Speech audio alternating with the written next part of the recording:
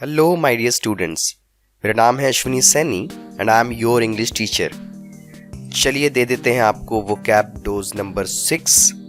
इसका पहला शब्द है डिस्पर्स, जिसका पार्ट ऑफ स्पीच है वर्ब और इसका हिंदी अर्थ आता है फैलाना या फैलना या तितर बितर होना।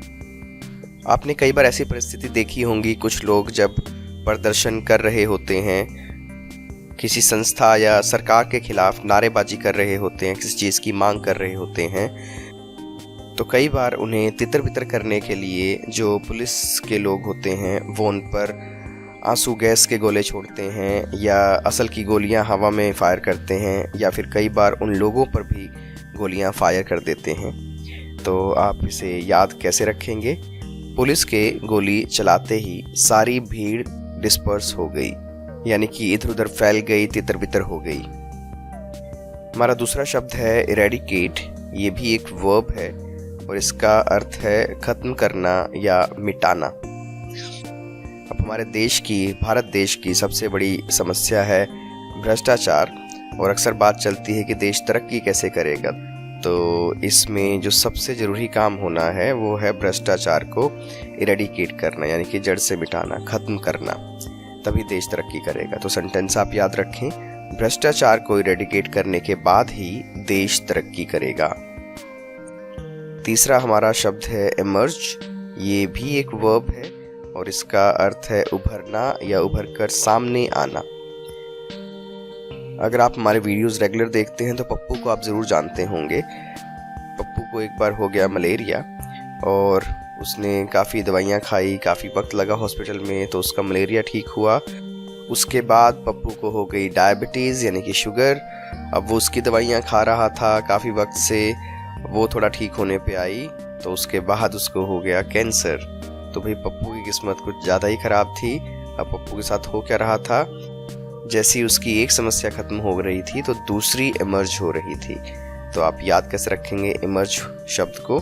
पप्पू की एक समस्या खत्म हुई तो दूसरी इमर्ज हो गई, यानी कि उभर के सामने आ गई। नेक्स्ट हमारा वर्ड है रेकलेस। ये एक एडजेक्टिव है और इसका अर्थ होता है बेपरवाह, किसी चीज़ की परवाह ना करना।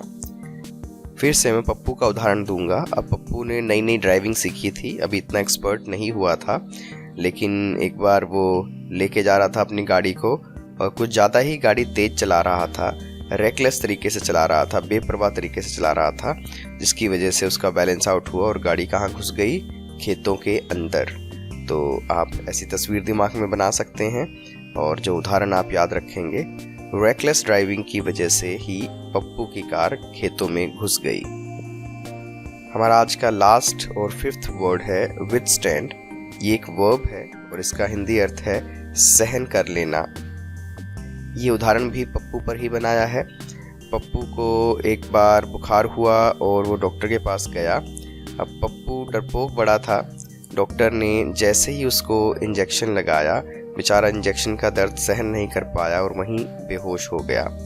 तो आप याद रखेंगे, पप्पू इंजेक्शन का दर्द विथस्टैंड नहीं कर पाया और बेहोश हो गया।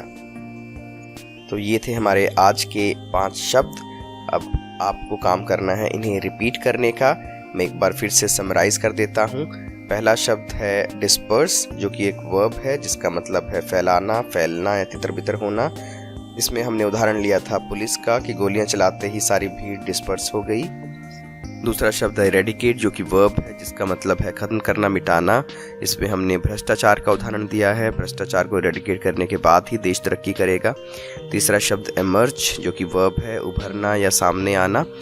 पप्पू की एक समस्या खत्म हुई तो दूसरी इमर्ज हो गई। पहले उसको मलेरिया था, फिर डायबिटीज़ हो गई और फिर कैंसर इमर्ज हो गया।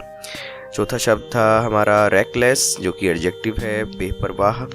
पप्पू की रेकलेस ड्राइविंग की वजह से ही कार खेतों में घुस गई। और पांचवा लास्ट हमारा शब्द विथस्टैंड, जो कि वर्ब है, सहन कर लेना।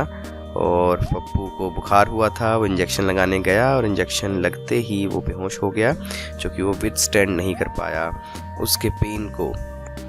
इसी तरह सीखते रहे इंग्लिश भाषा को और जुड़े रहें हमारे साथ। अगर ये वीडियोस आपको पसंद आते हैं तो लाइक कीजिए, इन्हें शेयर कीजिए अपने फ्रेंड्स के साथ और हमारे चैनल को सब्सक्राइब भी कीजिए अगर आपने अभी तक ये नहीं किया है तो। खुश रहें, आबाद रहें।